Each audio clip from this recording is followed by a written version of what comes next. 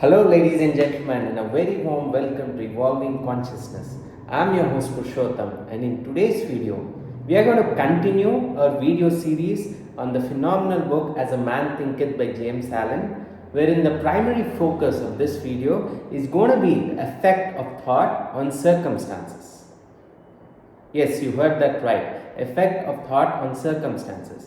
Now, I'm going to divide this particular section, this particular segment into two videos because I got some feedback the video lengths are quite large and it probably is not very convenient to view it. So, I'm going to make sure the video length is confined to a certain level of time band. But I'm going to make this particular topic into two videos because the learnings from this particular chapter from this phenomenal book As a Man Thinketh by James Allen is innumerable, right? And one video won't be able to justify it, so we'll make another video, and if it is needed we probably will also make a part 3 video in the same section with the same theme. Now let's just jump into the topic, right? Let's just go into the crux of the video today. It says effect of thought on circumstances. Now, most of us subscribe to the school of thought that circumstances trigger thoughts within us, right? I mean, it makes logical sense also to think that a certain situation will trigger thoughts in me, certain train of thoughts in me. But what if I told you every circumstances which you face has a direct or indirect correlation with some thought process in your consciousness? Now, this might be difficult to digest for most of you. It was for me as well. But there is a lot of detailing which James has described in this book, which will sort of force you to acknowledge and accept the indispensable link between thoughts and circumstances. So, let's go deep into this concept. Now, to begin with, James gives a beautiful analogy of the human mind being compared to a garden. He says the human mind is like a garden, and most of us think that if we don't cultivate this human mind, I mean, if we don't consciously choose the right thoughts, we consciously don't provide it the right manure and sunlight, we are still okay, right? Most of us think, I'm self-motivated. I mean, there are people who are self-motivated, but just being under the illusion of being self-motivated and not being really self-motivated is like deceiving ourselves. Zig Ziglar put it so well. He said, the people who say that I don't need motivation, it's like saying that why do I need to bath every day? Because if you are not soaking yourself with the uplifting content on a day-to-day basis, your mental diet is going to suffer. Because we live in a world of chaos. We live in a world where negativity is the new normal, right? And in a world which sort of sells entertainment, mostly in terms of negative substances and negative situations and things, uplifting content can serve as the game-changing mental diet for each one of us. We often we give a lot of importance to the physical diet. We are very careful and mindful of the kind of things we consume. But what are the things we consume in our mind? What is the nature of those things? We never pay attention to that. We seldom pay attention to that unless catastrophe strikes us, unless some major mental health condition strikes us, right? So let us make a conscious move to look at some uplifting content or read some uplifting content so that you nurture the garden of your mind with the right quality of seeds, with the right quality of thoughts. Now, coming to this particular focus, right, coming back to the focus of this video, we'll be talking about the effect of thought on circumstances.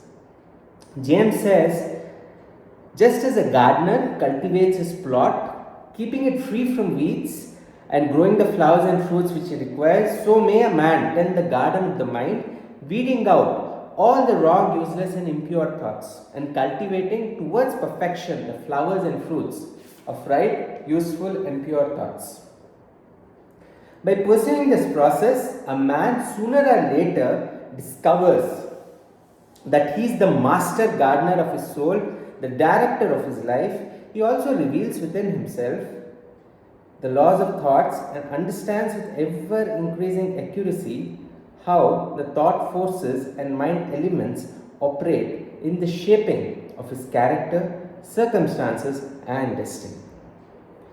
Thought and character are one, and as character can only manifest and discover itself through environment and circumstance. Now, this is a very important point to look at and observe and make a note of.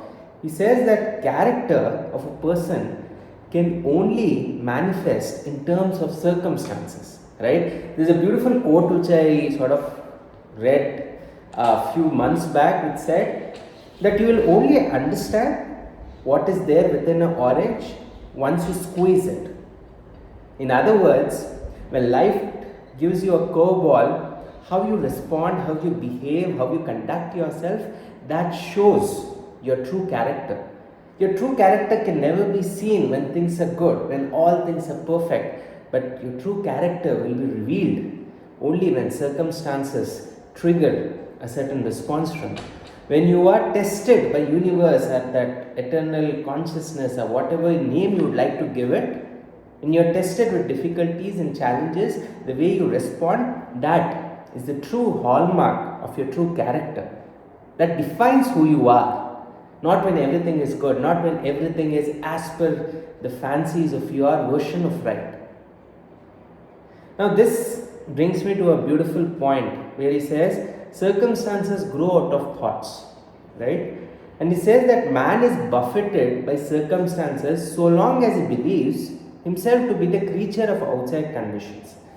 Now what he's trying to point us towards is, most of us have a mindset that in a certain situation, right, we are in a certain situation and it is justified to play victim, it is justified to feel hurt. But he says that essentially it's your choice whether to feel hurt or not to feel hurt. Now to begin with, it might be a little difficult to digest this piece of information, but if you look at it from a very logical standpoint, it does make sense, right? Now suppose I tell a person who is very thin that you are extremely fat. Obviously the person who is going to be hearing about his fatness is going to laugh at it.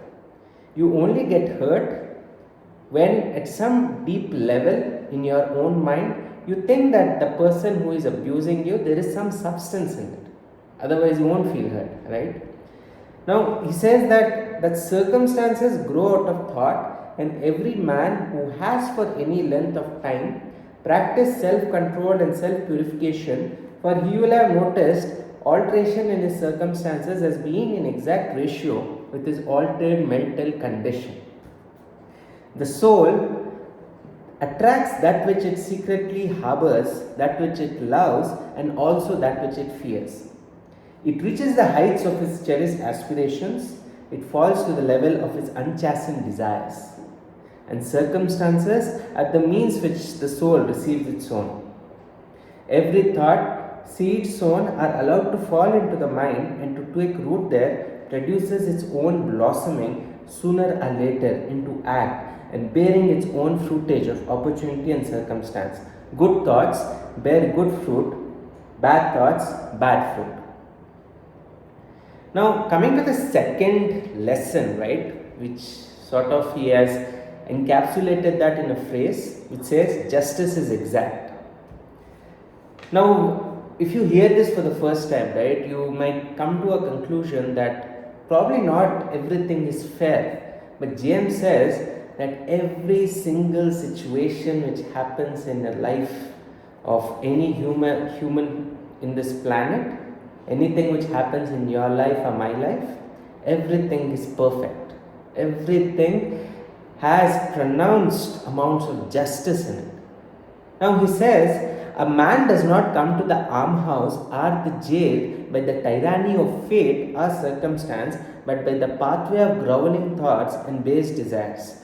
Nor does a pure-minded man fall suddenly into crime by stress of any mere external force. The criminal thought had long been secretly fostered in the heart, and the hour of opportunity revealed its gathered power. Now this is a very beautiful and a very deep point he's trying to emphasize here. He's saying that oftentimes you might notice that a certain person, he looks very normal. I mean, in his conduct, he seems to be a normal person. and suddenly there is a certain situation in his life and he suddenly turns into a criminal, or he commits the most abominable crimes, right, which are very filthy and which are probably of animalistic nature. And you suddenly wonder what made this person do such a thing. James is saying that that circumstance was not responsible for making the person the way he became, but essentially that circumstance revealed an inner dimension of him, a latent dimension of him, which was not revealed before. So, what he's saying essentially is that there are certain aspects of our own character and our own consciousness which circumstances are not creating those particular manifestations, but circumstances are revealing those manifestations to us. Circumstance reveals man to himself. I want to repeat that. Circumstance reveals man to himself. So next time you sort of catch yourself justifying that because of this situation I feel like this, right? No, it's not the case. That hurt, that negativity, that pessimism was already there in you. Because of that event, a circumstance, that pessimism came to the surface. Now, this might be a little hard to digest when you hear it for the first time, but if you try to sink in that idea, if you try to contemplate on that idea from a very granular standpoint, you will start making sense. It does make sense, right? Now, let's say that a person who is completely serene, is divine, is embodied in divine qualities, such a person is incapable of hurting others, no matter what kind of vicious circumstance that person is put under. Right? Now, I want to give you an example of a very saint, right? A saint who was very famous in modern India, and he was a Vishnu Bhakta, a Bhakta of Lord Vishnu. Now, this person was so much devoted to the God that he looked in every human, animal, and every manifestation of nature. All he could see was Lord Vishnu. Now, he used to stay in a certain place wherein the neighbors of his locality used to make fun of him. And one fine day, they sort of planned a conspiracy to sort of insult this person and defame this person. So, what they did was, they sort of orchestrated a garland of chappals, garland of footwear, so that they can put it over him when he just comes out of his residence, and they can have a very big laugh, right? They can sort of humiliate him and insult him.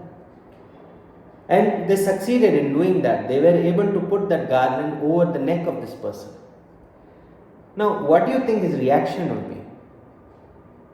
If it were you and me, we would probably get seriously offended and we would start cursing that person. But you know what the saint did? Instead of getting infuriated, instead of retaliating, the person joined his hands and was expressing gratitude to the Almighty. Now, you might be shocked and perplexed. What the hell, man? This person was insulted so badly and he is expressing gratitude?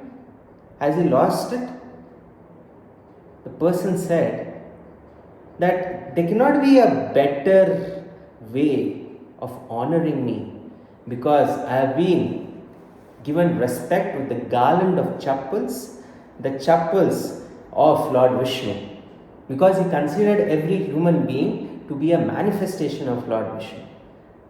Now, this is an extremely high level of consciousness which that saint embodied.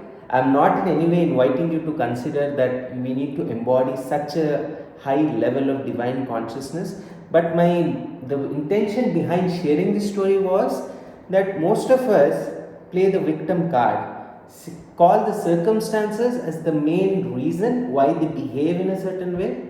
But if your consciousness is at a peak level, if you are a man of character, if you are embodied with divine virtues, even in the worst of circumstances, your divinity won't leave you, or you won't leave your divinity, right? So essentially, circumstances reveals man to himself. I found this very enlightening and insightful because I used to think the mechanics is from outside with inside, right? I used to think my thoughts are triggered from the outside situations, but actually it's not the case. The way I react to a particular situation is completely my choice, and it's probably the first and last of all human freedoms available at our disposal. This is true freedom. We don't understand what true freedom is. For us, freedom is roaming around and loafing around here and there. But true freedom is when you are undeterred through the circumstances. Circumstances don't dictate your responses, but they only reveal the person you are from within. When you squeeze the orange, the juice within it comes out. I think this is a very profound and a beautiful lesson to cherish. Right? Now, this gives us tremendous power and gives us a sense of motivation and inspiration to work on our own consciousness and to calibrate our mindset towards positivity. So that circumstance will only reveal man to himself. And also, one very important thing which will happen is when you start to understand this concept, you will be very grateful for the negative circumstances in your life as well, because those negative circumstances showed you the defects in your own character. And unless you know about it, right, as there's a beautiful quote which says, awareness precedes change. You cannot change something unless you are aware of it. Hence, negative situations, challenges, they bring about a change within us because they make us aware of the defects in our character. We can always keep blaming the world, we can always keep blaming the circumstances, but to understand and to completely comprehend this thought process that circumstance reveals man to himself is a powerful teaching from this particular section of this book. Now let's go to the third aspect. And he says justice is exact, right? Oftentimes we think life is unfair, but no, that's not the case. We are looking life from a very linear standpoint. But if you look at life from a cosmic standpoint, from a cosmic viewpoint, everything, the way it is happening, a person has brought this upon himself. Now, I want to have a material manifestation of this thought process, right? Bill Gates put it very well. If you are born poor, that's not your fault. But if you die poor, it is certainly your fault. Now, coming to the third aspect, or third key lesson of this chapter. Now, before we move to the third chapter, there is a certain segment here which probably needs our attention. He says, men do not attract that which they want, but that which they are. Now, these days, a lot of talk is happening about the law of attraction, and there's a lot of, it's almost become a cult, right? It's become a new religion. People who believe in the law of attraction. To put it very simply, it is based on the school of thought that like attracts like, right? And if you want to manifest something in your life, you need to keep thinking about it. But one key element which probably 90 to 95% of the people miss out is that you don't attract that which you want, but you attract that which you are. Yes, you attract that which you are. Now, this is a key element, right? Unless you are deserving of certain thing in your life, probably that thing won't manifest in your life. And the whole game is to make yourself deserving enough to get that. Now, you might keep thinking that you want to reach a certain point in your certain status in your life, in your career, or in your fame. But if you are not becoming deserving to the right inspired actions, this is just wishful thinking. Nothing of substance is going to come out of that. This is what James is saying, that men do not attract that which they want, but that which they are. Their whims, fancies, and ambitions are thwarted at every step. Their inmost thoughts and desires are fed with their own food, be it foul or clean. The divinity that shapes our ends is in ourselves, it's our very self. Only himself manacles man, thought and actions are gallows of fate. They imprison being base, they are also the angels of freedom. They liberate being noble. Not what he wishes and prays for does a man get, but what he justly earns. His wishes and prayers are only gratified and answered when they harmonize with his thoughts and actions. In the light of this truth is the meaning of fighting against circumstances. Now he says that there is a lot of fallacy in this phrase when people say they are fighting against the circumstances.